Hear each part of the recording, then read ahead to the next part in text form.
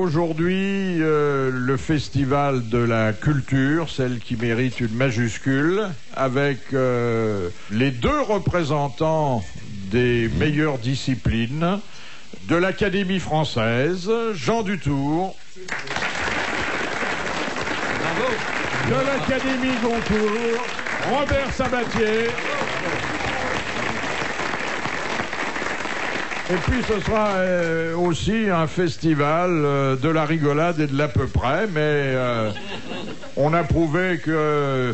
Ben, je l'ai quand même épaté tout à l'heure, en lui citant un calembour de mon confrère Marceau, le guépard, animal connu pour son chant. Ah, je connais pas celui-là. Ouais. Animal connu pour son chant. Le chant du guépard. Ah, mais c'est pas une contrepétrie, ça. Non. Ah oui, bien oui. sûr, c'est pas du tout le c'est un à peu près. C'est pas du tout le clerc du notaire cherche à atteindre son but. Non. C'est pas le vieil indien à 7 craché sur ses roupies.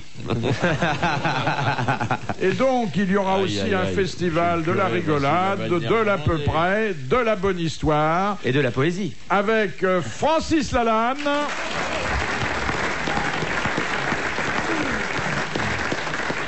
Et avec, excusez-le, il est toujours en retard. Je suis en train de... Guy Montagnier.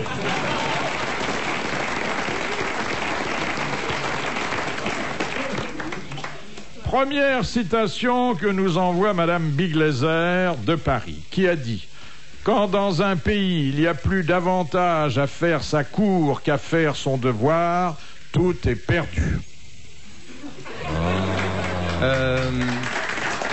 17e siècle 18e siècle 18e.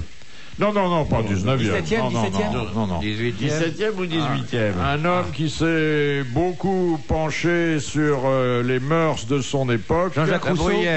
Non. Voltaire. La Rochefoucauld. Boileau. Sans dire d'ailleurs que c'était ses contemporains proches. Voltaire. C'est pas Rousseau. Swift. Non. La Bruyère. Un Français. Noble. La Fontaine. Ayant exercé des fonctions importantes dans la magistrature. Le président de Montesquieu, peut-être. Exactement. Voilà. Montesquieu. Bonne réponse de Jean Dutour. Ah, il a dit plein de choses qui sont toujours Ça me vraies. semble un peu court quand même pour Montesquieu. Il était un peu plus subtil que ça quand même. Parce que attendez, c'est un peu évident. c'est extrait d'un livre, hein, je vous ai pris une phrase. Ouais, faut qu'on fasse ta gueule, moi je t'emmène plus sur ça, mon bullet. Il a dit: je suis pour l'indissolubilité du mariage, c'est le seul moyen de ne pas faire deux fois l'imbécile. Sacha Guitry. Non. Alors c'est un homme qui avait beaucoup de talent, qui n'a pas fait partie d'une académie et que nous ne citons pas très souvent, en quoi nous avons tort. Il était de chez nous. Il est de chez nous. Il est dramaturge. Dramatique, ah oui. Il est mort. Il est mort. Beck. Non. Un Marcel. Non, pas un Marcel, et il est mort Plus récemment. il y a moins de 15 ans. Oh là là. Roussin. Non, Pagnol. Pagnol était de l'Académie, Pagnol aussi. Pagnol aussi. Lui ne fut jamais de l'Académie, encore qu'on lui eût fait des appels du pied. Anouilh. C'était Jean Anouilh. Bonne réponse de Jean Dutour. C'est moi qui ai eu l'honneur de lui faire des appels du pied. J'aurais beaucoup désiré qu'il y entrât. Et qu'est-ce qu'il a dit pour refuser? Il n'a absolument rien dit. Il était comme ça, là, sachant pas s'il allait dire oui, s'il allait dire non, le laissant dans l'expectative. Je crois au fond qu'il avait peur qu'on lui fasse un sale coup et qu'on ne l'élise pas. Ça ne saurait pas été le premier. Non, ça n'aurait pas été le premier. Mais quand même, Anouilh, c'était un très grand homme. On n'aurait pas osé lui faire ça. Il aurait été bien chez vous. Oh, bah, évidemment qu'il aurait été bien. Question de Monsieur Grossin. Qui vérifia la virginité de Jeanne d'Arc? Contrôle demandé par les examinateurs L'évêque de Cochon. Poitiers. L'évêque Cochon. Non. Le roi de Ça doit France. être les sages-femmes de... Le roi de France. Charles VII. Les matrones de l'époque, Il y non? a une femme de haut rang qui fut chargée de cet examen, puisque on tenait la virginité La comme mère la du roi preuve suprême de sa mission divine. Non, la mère du roi, c'était Isabeau de Bavière. Elle Une était pas princesse. indiquée pour...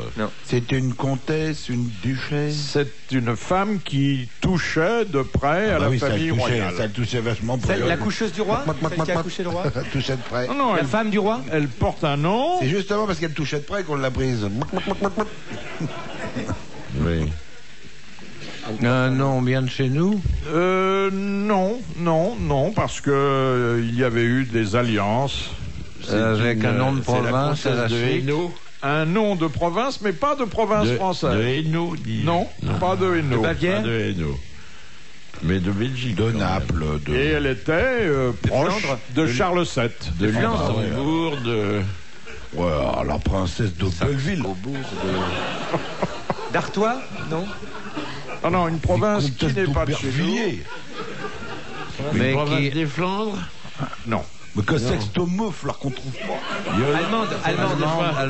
Province allemande. Espagnol, peut-être. Oui. D'Aragon. Oui, alors. Yolande Isabelle. d'Aragon. Yolande d'Aragon. Bonne réponse de Jean Dutour. C'était la belle-mère de Charles VII. Elle vient de loin quand même, celle-là. Yolande Non, d'Aragon. Yolande, elle vient pas de loin, elle habite le 4e étage, à côté de chez moi, ça connaît. C'est là, la fille, hein. Pas. Enfin, je l'ai emmenée en mobilette. Hein. C'est la meuf à Mouloud, Yolande. Question de Monsieur Leroux. À quel détail physique reconnaissait-on sous l'Ancien Régime un abbé de cour? Oula. Et il n'avait pas la ses tonsure. cheveux. Il n'avait pas la tonsure. Bonne réponse de Francis Lalanne. Et merci à Robert Sabatier. En fait, il était plus près de la cour que de la religion. Excusez-nous. Il flirte. Oui, un aparté. Il flirte. Je vais essayer de m'en souvenir. Question de Monsieur Desfossés. À quel conventionnel Robespierre dit « Je ne t'en demandais pas tant » Philippe Égalité. À Philippe Égalité, le duc d'Orléans, qui venait de voter la mort de son cousin. Bonne réponse de Jean Dutour. Je croyais que les paroles exactes de Robespierre, c'était celui-là, il aurait pu s'abstenir. Ah, peut-être y a-t-il ça aussi. Ah. Enfin, il y a peut-être Surtout les que deux. c'est un verdict qui a été... À une voix. À une voix. À une voix, on peut dire. que Comme la c'est République, vraiment- d'ailleurs. Ah oui, c'est vraiment Philippe Égalité qui a coupé le cou de son cousin. D'ailleurs, ça lui a profité. Salaud, pas du tout. Il a eu la tête coupée à son tour, il n'est pas longtemps après. Ça lui a profité, il lui a quand même survécu un moment. Ouais, mais enfin, quand même, à quel prix hein. Ouais. C'est quand même Bah, c'est jamais dégueulasse. brillant de faire couper la tête à un... Ah non, non, Un mais parent. ça, moi je dis que si Charles Martel n'avait pas arrêté les Arabes à Poitiers, déjà Louis XVI ça serait appelé Ben Loulou. Et en plus, quand le couteau de la guillotine lui aurait tranché la tête et qu'elle serait tombée dans le panier de couscous, il aurait crié « Ah la vache, la guillotine, c'est comme la harissa, ça emporte la gueule !»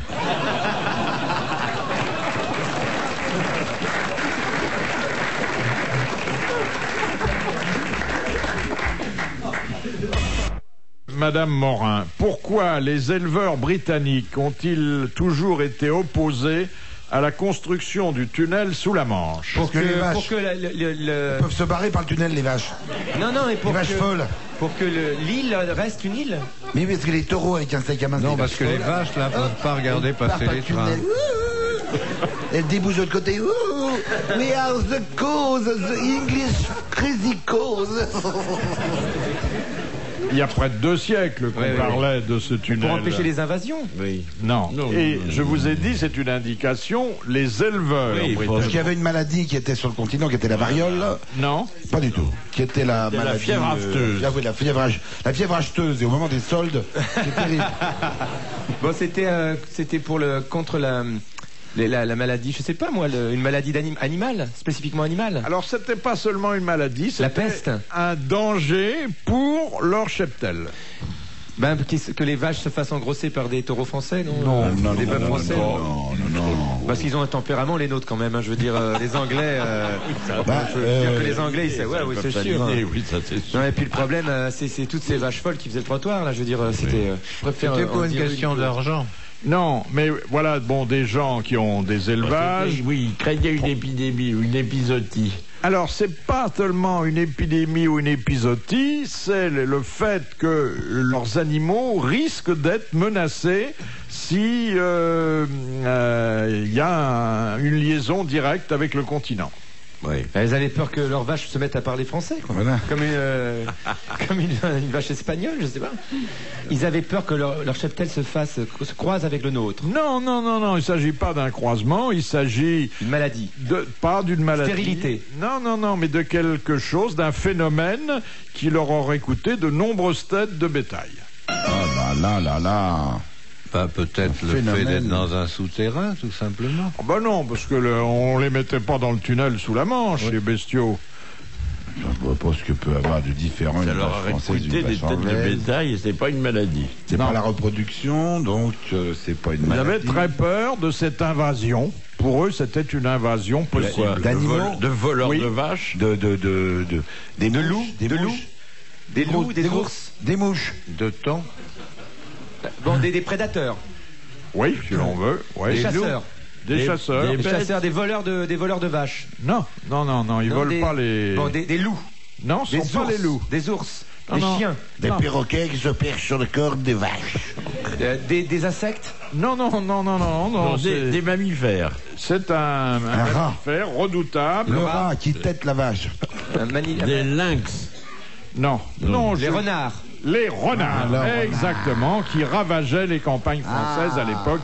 Bonne réponse de Francis Lalanne.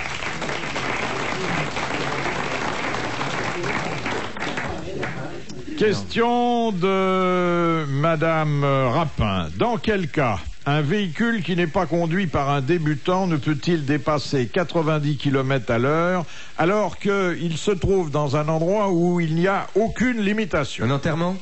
Non. Quand il est neuf. Oui, quand on le rôde. Non, le véhicule peut rouler à n'importe quelle allure. Le conducteur a son permis depuis des années. La route ne comporte aucune limitation. Et pourtant, il ne doit pas dépasser 90 km à l'heure. 80 ou 90? 90. Bah sur les départementales. Quand il transporte des enfants. Non. Car scolaire. Ah oui. C'est C'est dans le code de la Quand il route. transporte quand des il a animaux. des chaînes sur les pneus. Oui, quand il a des chaînes ou des pneus Des pneus à cloutés. clouter. Exactement. Bonne réponse de Guy Montaigne.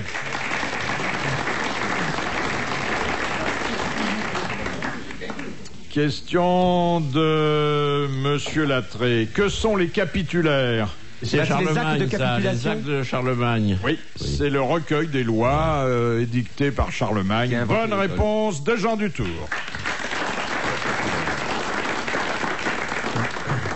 Question de Monsieur Chantraine. Quelle maîtresse de Louis-Napoléon Bonaparte contribua de ses deniers... Miss Howard. Oui, Miss Howard. Exactement. Elle paya la campagne électorale, bravo Monsieur Dutour, de son impérial amant. Enfin, il n'était pas encore empereur. Alors, Miss Howard, on l'avait surnommée ainsi. Quel était son patronyme d'origine? Alors là, vous m'en demandez beaucoup déjà, mais je vous ai donné Miss Howard. Hein. Ça, c'est vrai. C'était Ghislaine, non Mimi. Elle était anglaise. On l'appelait Lulu. Elle était anglaise, Oui, incontestablement oui, anglaise. Betty. Elle s'appelait Lucie. Elisabeth Harriet. Ah mon Dieu. Ah oui. Ah, Elisabeth C'est Harriet. pour ça qu'il a oublié, c'était l'Ariette oubliée. Elle était Verlaine. Verlaine. Non. Non, mais c'est l'Ariette bon. du Mans. C'est vrai qu'on l'a connue ensuite. On l'a Mans connue oublié. sous son surnom de Miss Howard. Miss Howard. Est-ce que c'est... Puis après, elle a été anoblie par Napoléon III. C'est elle qui avait le fameux petit chien qui s'est jeté un jour. Non, ça c'est pas celui-là. C'est une pas elle, autre. c'est Marguerite Bélanger. Ah oui. Oui.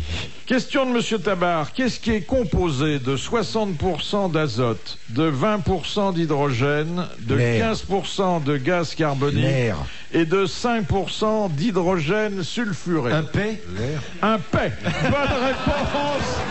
Bonne réponse de Francis Lalanne. Il vous l'a enlevé de la bouche, si je puis dire, mon cher Guy. Un paix. C'était une question pour moi, hein, ça. Parce que j'ai pas attendu l'hydrogène sulfuré. Ouais, vous avez en quelque sorte coupé l'herbe sous le paix. Ah ouais.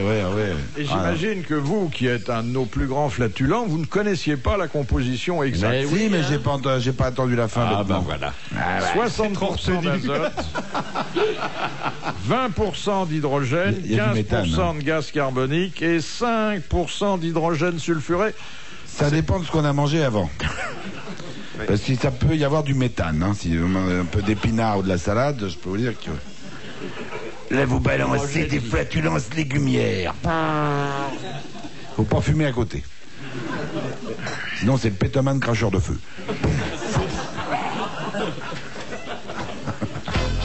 Monsieur Longuet, qui a inscrit les noms de Molière, de Corneille et de Racine à son tableau de chasse? À son tableau de Ça chasse. veut dire ça. C'est une femme. Une femme. Ah ouais. Ah oui. Mademoiselle Duparc. La Duparc. La Duparc. Bonne réponse de Francis Lalanne, c'est la Duparc. Mais elle a été surtout avec Racine. Hein. Non, c'est-à-dire que Racine... Il l'a prise dans la troupe de Molière. Oui, il l'a prise, mais elle n'a pas cédé à ses avances. Et d'ailleurs, il y a même une théorie qui dit qu'elle aurait été empoisonnée par Racine, Mademoiselle Duparc, qui était la veuve de Berthelot, qui a été le professeur de Molière et qui a créé le personnage d'Elvire dans Don Juan. Voilà. Il l'a prise dans la troupe de Molière et Molière l'a prise par la croupe. Non, elle était très fidèle à Berthelot et c'était une dame d'une grande moralité. Et elle n'a jamais. Oh, grande moralité. Salope, oui.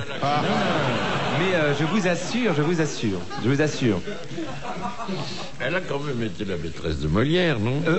Moi, je suis de ceux qui disent que non. Voilà, parce que l'histoire ne le prouve pas. Par contre, elle était fidèle à Berthelot. Elle a été une très belle histoire d'amour avec Berthelot. Bon, écoutez, moi je vous pose une question avec 3 noms, il n'y a pas Berthelot. Alors, j'ai l'air de quoi, hein? Bon, pour l'instant, elle a Molière, Corneille et Racine. Alors Berthelot, elle en a rien à foutre. Bon. Question de Madame Desroches. Tout simplement. Que faisait chaque matin le coiffeur d'Evita Perron avant de lui faire son chignon? Mais il lui dépeignait les cheveux. L'amour avec elle. La prière. Il faisait une prière, un signe de croix. Non. Alors, c'est un détail parmi beaucoup d'autres qu'on découvre dans le film que Madonna... Il lui baisait les pieds. Comment? Il Non. lui baisait les pieds. Non. Il l'a rasé. C'est un rapport avec ses Il cheveux. faisait une prière. Non, pas du tout. Il faisait son travail de coiffeur, mais tous les coiffeurs n'ont pas ça à faire. Il faisait son shampoing. Il la rasait parce qu'elle avait des poils au menton. Non. Il l'épilait. Non, il fabriquait lui-même les produits devant elle qu'il utilisait pour lui... J'ai dit avant de faire ce... De faire ou de défaire son chignon? De lui faire son célèbre chignon. Il se lavait les mains? Il faisait quelque chose à Eva Perron ou il se faisait quelque chose à lui? Non, il a rien à se faire à lui, quoi. Il lavait les cheveux, il lui mouillait les cheveux?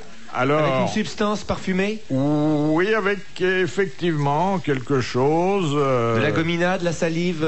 Non. De l'eau du bénite, parfum, du parfum, un gel, du whisky, du pollen. Et cette petite manipulation lui prenait un certain temps et elle était obligatoire. Il laquait les cheveux? Et il fallait la rééditer tous les jours. Ah bah voilà.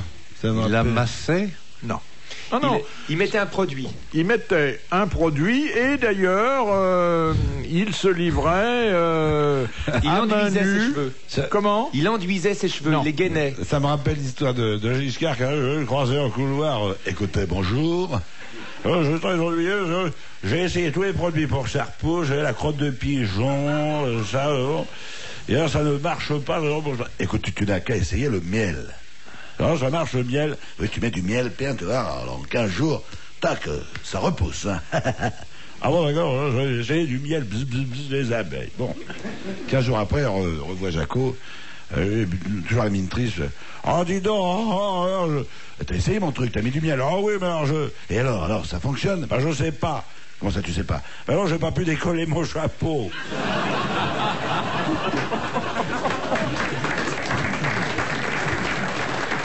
Il les enduisait de colle? Non. Alors, Perrault, s'il mettait des pétales de fleurs sur sa tête. Non, il faut resituer Evita Peron dans son rôle de madone sociale. Elle est au zénith de sa popularité. Elle est très proche des gens. Pour ce zénith, faut qu'on aille. Il y a un concert des vampirons au zénith. Il ne mettait pas une auréole au-dessus de la tête. Non. Il l'enduisait avec un produit. Il faut trouver Brillant. un produit Un produit brillant. Mais Petite paillette. le produit n'était pas indispensable. Il pouvait, à main nue, faire ce qu'il fallait faire. Quoi, l'amasser, lui faire... Non. Mais il lui faisait une tresse qui était une tresse populaire que toutes les femmes avaient, non? Non. Ah, elle avait une belle paire de tresses, d'ailleurs. Ouais. Il lui dégonflait les cheveux? Pas du tout. Pensez au rôle social d'Evita. Bah, le rôle social d'Evita, c'était la madone des Descamisados. Voilà. Bon, alors il lui mettait une chemise, il enlevait la sienne, quoi. Non, mais il lui refaisait la coiffure de la Madone. Il lui coupait une mèche. Il regardait la photo. Eh bien, de la voilà Madone. une excellente question de Madame Desroches qui n'a pas trouvé sa solution. Oh, bah non. Et qui donc va valoir à Madame Desroches vos applaudissements et un mandat. Alors, tous les soirs, Evita Peron quittait son palais et allait visiter les pauvres. Et le matin, lorsque son coiffeur arrivait, avant toute chose, il lui fallait... Comment? Désinfecté. Enlever les poux. Eh oui, il lui enlevait les poux. Mais oui. Quelle bêtise. Mais oui. Je l'ai pas dit, je l'ai pensé. Mais oui. Ah, c'était une belle question, hein. Ah oui, épouillé. il est épouillé. Allez, Question de Monsieur Grandin. Pourquoi les châteaux féodaux que nous visitons aujourd'hui sont-ils presque tous postérieurs au XIIe siècle? Parce qu'avant, ils étaient en bois. Avant, ils étaient en bois. Eh oui, ils étaient construits en bois et ils n'ont pas tenu le coup. Ils ont été ravagés par le feu. Bonne réponse de Jean Dutour. Merci aux autres.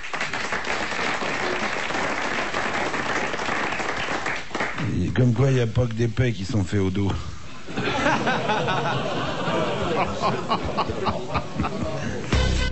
Henri de Rochefort, en exil à Bruxelles, utilisa-t-il pour introduire en France les exemplaires de son journal La Lanterne qui vouait aux gémonies Napoléon III? Le dirigeable, non? Non. Les pigeons voyageurs. Quelque chose de particulièrement pervers et efficace. Une des dames? Était-ce des dames? Pas du tout.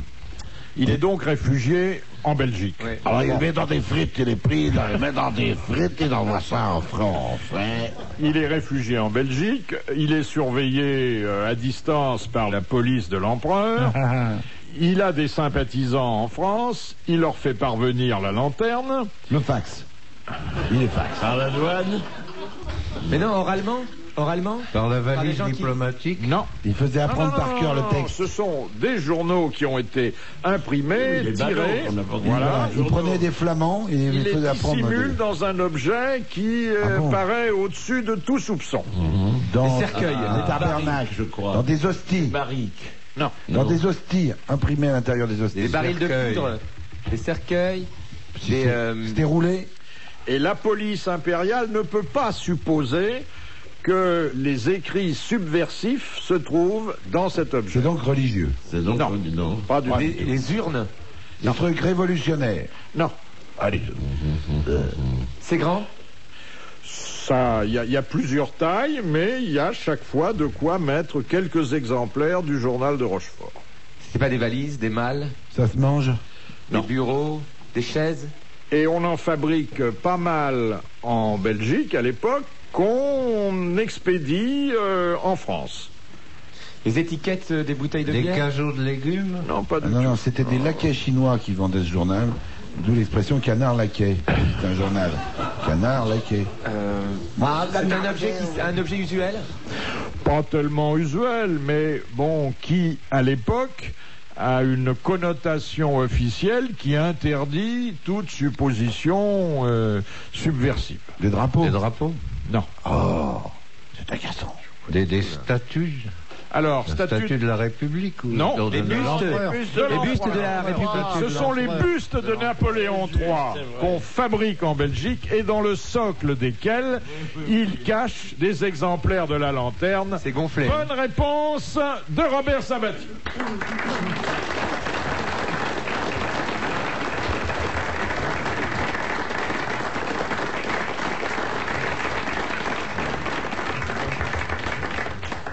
Question de Madame Granville. Dans le langage érotique chinois, que signifie la grande marée?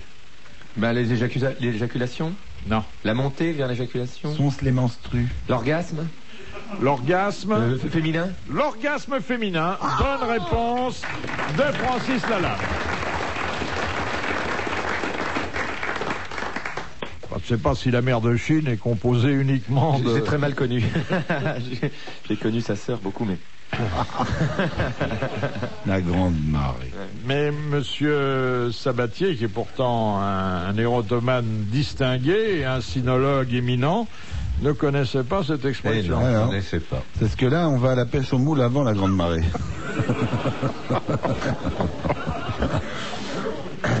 Question de Madame Bontel.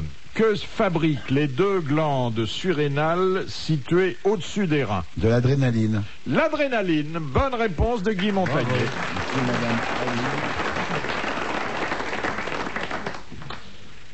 Question de Madame Le Petit. Qu'est-ce qu'une effeuilleuse scalpeuse?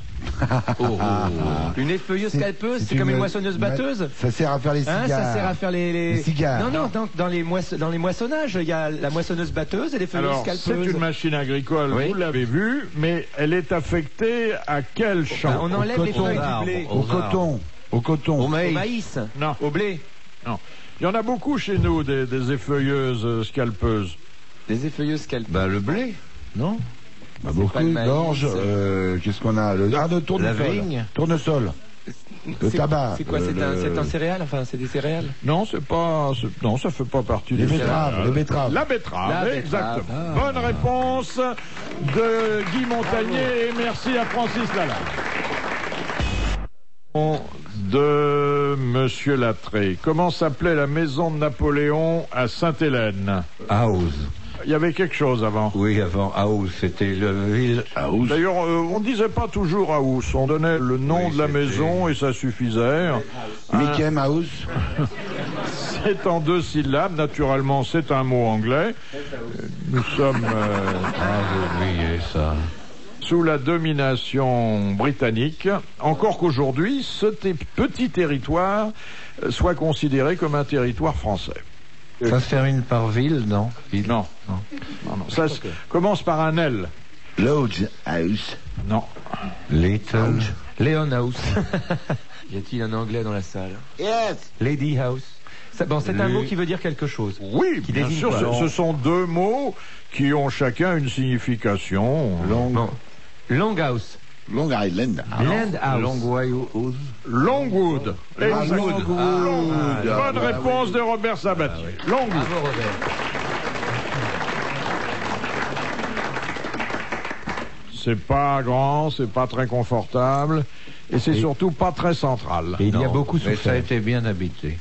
Question de Monsieur Chantraine. Qui inventa le bureau de placement, l'agence matrimoniale, le mont-de-piété, la médecine populaire et gratuite Jules Ferry? et lança le premier périodique français? Théophraste Renaudot. Théophraste Renaudot. Bonne réponse de Robert Sabatier. Comme le mec qui arrive dans une agence matrimoniale, on lui trouve enfin une gonzesse, bon, parce qu'il est vraiment pas terrible, quoi, le type, il schmoute un peu du clap, en plus, c'est vraiment bien vilain, quoi. Du Castelli à côté, c'est un prix de beauté, quoi. Bon. Alors, il trouve une taupe, elle est vilaine. Oh la vache, c'est une horreur. Elle est laide, mais c'est épouvantable. Elle a des grandes oreilles, comme des oreilles un peu genre Prince Charles avec une perruque, tu vois. Tu la mets pas sur un bateau, parce qu'elle bouge la tête, le bateau change de cap. C'est vilaine. Alors le type, il s'assied à côté d'elle, et la patronne de l'agence matrimoniale présente, voici Arlette Fougnard. Donc, bon. Eh ben, écoutez, comme ça fait des mois qu'il cherche, je dis, oh, ça fait rien, je vous aimerai quand même, je ferai un effort.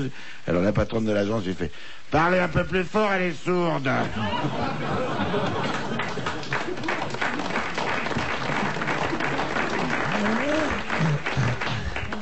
Je croyais que vous alliez nous raconter cette belle histoire d'amour entre le... Ah oui, il y en a plusieurs, il y a celle... oui. Le type qui sent mauvais des pieds. Le type qui pue, fille qui pue des pieds, ou le contraire, je sais plus. Alors, oui, c'est la fille qui pue de la gueule. C'est Schmout du clap, c'est une épouvante. Ah, la caisse du chat quand elle parle. Alors donc, évidemment, quand elle va en boîte de nuit, vous dansez, oui. Oh bah non, alors... Non, et elle va dans une agence matrimoniale pour chercher un mec, et on lui présente un type qui pue des pieds, mais... Ah, la vache! Ah, il se soigne par les plantes. Ah, mais c'est une horreur. Les chaussettes meurent tous les jours. Bon, regarde, il peut plus se déchausser, c'est épouvantable. Bon. Alors, lui non plus n'a pas trouvé une gonzesse, parce qu'à chaque fois qu'il se déchausse pour aller au lit, la fille fait ouf, voilà, se barre. Et puis, bon, ils se rencontrent tous les deux. Alors, évidemment, lui trempe ses pieds dans le javel. Des heures. Bon. Elle se lave les dents. Avec l'eau de javel aussi, bon. Ils se retrouvent en boîte. Je viens de la part de l'agence, dit-elle. Il n'y a pas de mouche qui meurt. Ça passe, bon. Et ils dansent, et puis ils osent pas trop se parler. Enfin, elle, du moins, elle ose pas trop lui parler. Et puis ça marche entre eux. Ça prend. Oh, alors il est content, elle est contente. Ils vont chez lui. C'est l'amour fou. Alors, avant de se déshabiller, lui, il fonce dans la salle de bain, puis il met du dentifrice dans une bassine d'eau avec du d'eau de javel. Il se brosse bien les pieds. Elle, pareil, elle prend le fond de la bassine. Gargarise. Ah. Et puis, ils se couchent tous les deux. Ils n'osent pas trop se parler parce qu'il va bien falloir qu'ils s'avouent leurs défauts. Alors, elle dit, je voulais te dire. L'autre, il fait, non, je voulais te dire avant. Non, Et le mec se tourne vers elle, il fait... Ah, je sais, ma chérie. Tu as mangé mes chaussettes.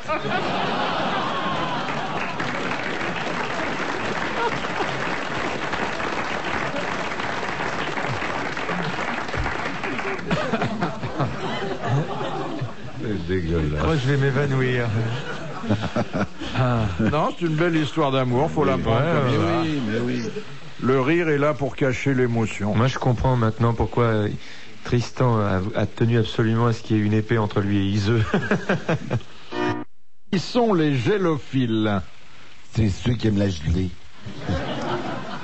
Les gélophiles, bon, ils aiment quelque chose. Ils aiment le... Bon, alors ceux le qui aiment gel... le miel. Non, c'est... Gel...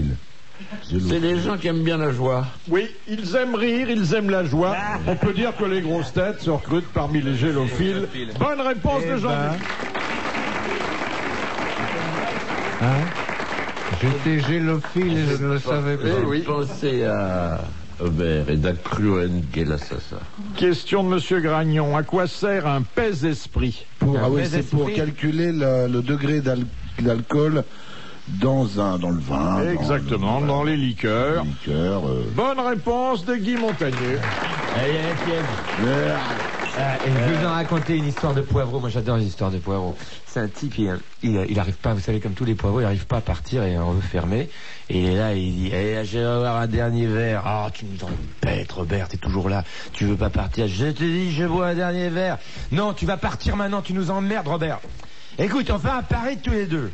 Alors, si j'arrive à te coller sur celui-là, tu me sers un dernier verre. Si j'arriverai pas à te coller sur ce truc-là, je me casse. Alors d'accord. Alors je parie que je peux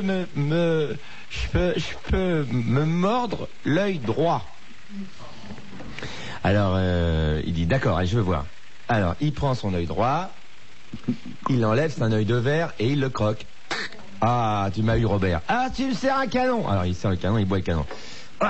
Allez, maintenant, tu t'en vas. Un dernier pari. Oh, Robert. Un dernier pari, j'ai gagné. Alors, si je gagne, tu me resserres un canon. Et si je perds, je me casse. Bon, d'accord. À ce pari, je peux me mordre l'œil gauche. Alors, il réfléchit. Bon, il s'est mordu l'œil droit. Allez, d'accord, je parie. Alors, il enlève son dentier et il se mord l'œil gauche. Ah. Allez, un dernier pari. Oh, écoute, j'ai gagné. Alors, si je perds, je me casse. Bon, d'accord. Un dernier pari. Alors, je parie avec toi que je te pisse dessus sans te mouiller.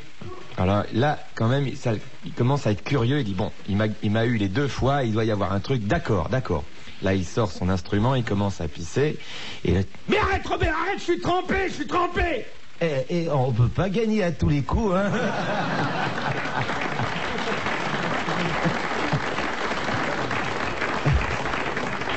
Une autre histoire d'ivrogne. C'est un histoire de café. Et il y a un copain qui dit, oh, bah alors, Marcel, qu'est-ce que tu fais? Ah, tiens, rentre chez moi, je me rappelle plus où j'habite. Ah, bah moi, je me rappelle, viens, je t'emmène. Ah, tu vas boire un coup à la maison. Non, je veux pas boire un coup à la maison. Tu as déjà assez bu comme ça. Mais j'aime boire un coup à la maison avec toi. Non, viens. Alors, il l'emmène.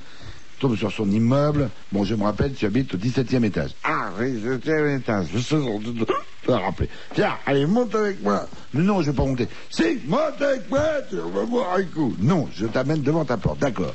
Il monte au 17e étage. Le tarif sort sa clé. Ah, j'arrive pas à trouver la trappe de l'assurance. Puis il entend derrière la porte. Tais-toi, Brutus. C'est moi, mon copain Gérard. Non, allez, écoute, Marcel rentre. J'arrive pas à trouver le trou de la serrure. Oh, je l'ai trouvé, trou de la serrure. Il ouvre la porte. Il m'a dit, rentre. Allez, va boire un coup, maintenant t'es rentré, tu vas pas s'en faire que ça. Viens boire un coup. Oh, bon, écoute, je bois un verre d'eau vite fait. Je te conseille d'en faire autant. Non, je vais boire un coup. Il sort 2 bières et le chien qui est là par terre. Putain, lâche mon pantalon, saloperie. Allez, Brutus, couché, laissez monsieur tranquille. Cette espèce de pékinois de merde gros comme ça. Espèce de croisement entre une perruque et une serpillière. Bon, laissez monsieur tranquille, je t'ai dit. Ah, c'est un chien savant, hein. Ah, c'est un chien savant. C'est un chien qui vole. Comment ça, il vole? Il va dans les magasins, il pique. Non, il vole pas à l'étage. Il vole, il s'est volé comme un oiseau.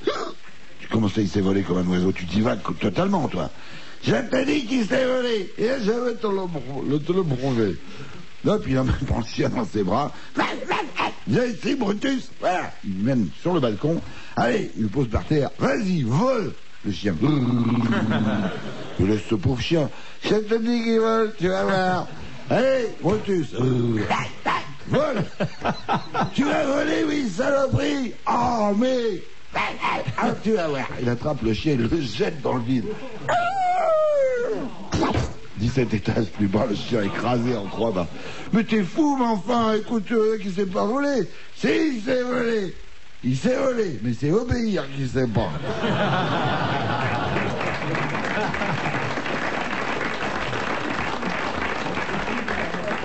Et le type, il va tous les jours au même bar et il commande chaque fois 2 verres de whisky.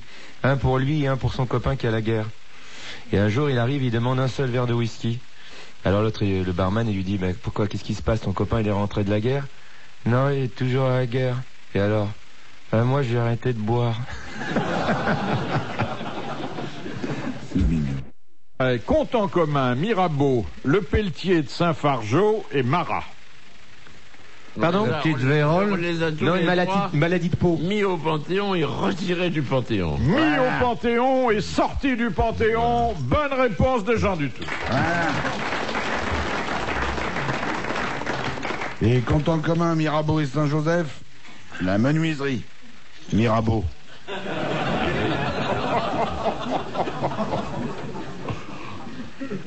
Question de Monsieur Garot. Comment Jean Cocteau a-t-il intitulé son journal de désintoxication écrit en 1930? Opium. Opium. Bonne réponse de Robert Sabatier. Eh oui, eh oui. Question de Madame Rondon. Pourquoi François Mitterrand fut-il invité au mariage de Grace Kelly avec le prince de Monaco? J'ai été invité. Ouais. J'aurais dû y aller, zut. Il était dans l'armée avec le prince, non? Il y a longtemps, hein. Oh là là. Il était Premier ministre à cette époque-là? Non, il était garde des Sceaux. Il fallait qu'il participe, il prononce le mariage en tant que représentant de la France, non? Il fallait le tampon du garde des Sceaux, non? Non. Il était garde des Sceaux. Je savais pas qu'il avait tenu une station-service.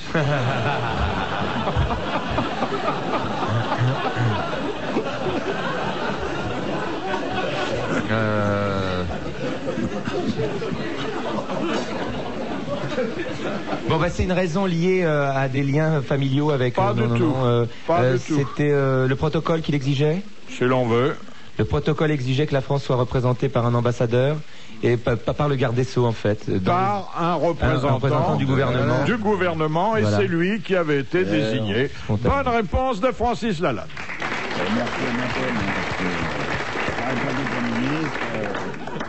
Question de Madame Douchy. Pourquoi les gondoles vénitiennes, qui étaient multicolores, devinrent-elles noires à partir de 1562? C'est le deuil de quel Deuil du Doge? Non.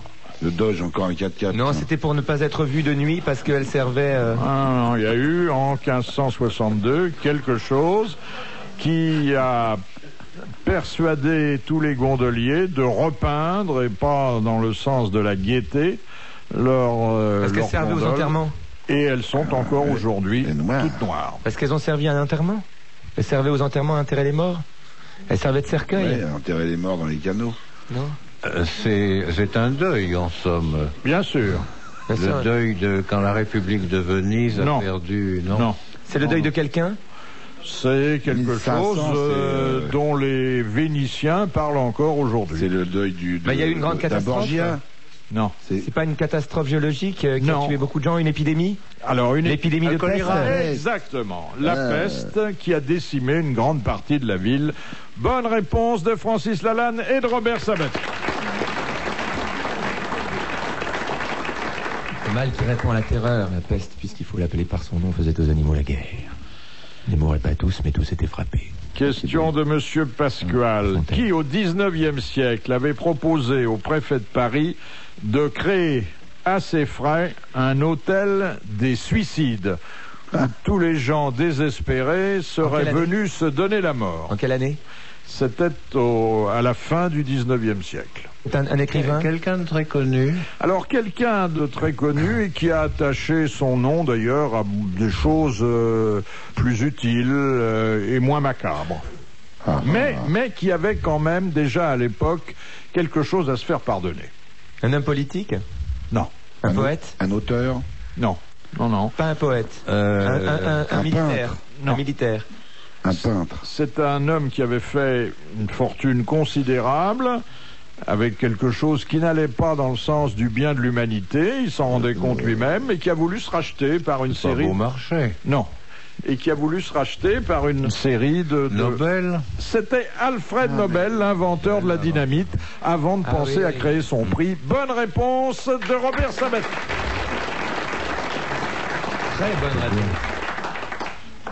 Question de Madame Corroyer. De quel journal Victor Noir était-il rédacteur en chef lorsqu'il fut assassiné le 10 janvier 1870 par Pierre Bonaparte? Je sais pas, c'est pas le Gaulois? Non. Le Peuple? Non. Le Parisien? Pas l'Aurore, non? Là. La Lanterne? La République? L'ami du peuple? Non. Ah, c'est rude, hein? Ah oui. La Liberté? Quand je dis c'est rude, je pense pas seulement Rue de à la la Paix, question. la Paix. Rue de la Paix. Rue de... C'est une rue? L'Arc de Triomphe. Alors? La victoire? La défaite? Il y a l'arc dedans. Ce journal, d'ailleurs, L'Étoile. était, de par son titre, un journal patriotique, hein, on pouvait pas en douter. La patrie, la France. La Révolution? La Marseillaise. La Marseillaise, c'est la sculpture de Rude aussi. Bonne réponse de Robert Sabat.